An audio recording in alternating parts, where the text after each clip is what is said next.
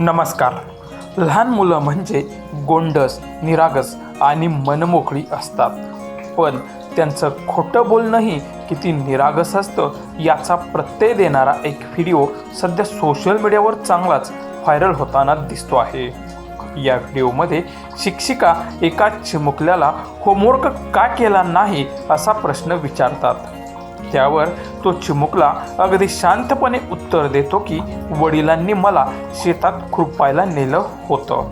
Homework केला नसल्याचं कारण सांगताना या चिमुकल्याने एवढ्या निरागसपणे हे उत्तर दिलं की त्याचं बोलणं ऐकून शिक्षिकेसह व्हिडिओ पाहणाऱ्यांनाही हसू आवरता येत नाही.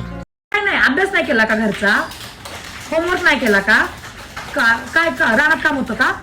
काय काम होतं रानात?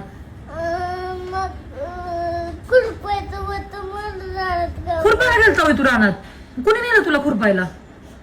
पप्पाने तुला खुरपायला नेलो. हो, आणि मग अभ्यास नाही? तू नाही सांगितलं पप्पांना तुला अभ्यास आहे? मग तरी पण तुला ओढून नेलं का पप्पांनी? ओढून नेलं आणि खुरपायला लावलं. किती खुरपलं तू? लय खुरपलं. मग कधी आला खुरपून?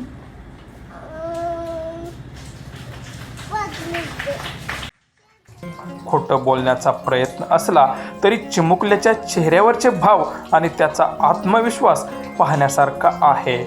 त्यामुळे हा मजेशीर व्हिडिओ सोशल मीडियावर नेटकऱ्यांचं लक्ष वेधून घेताना दिसतो आहे.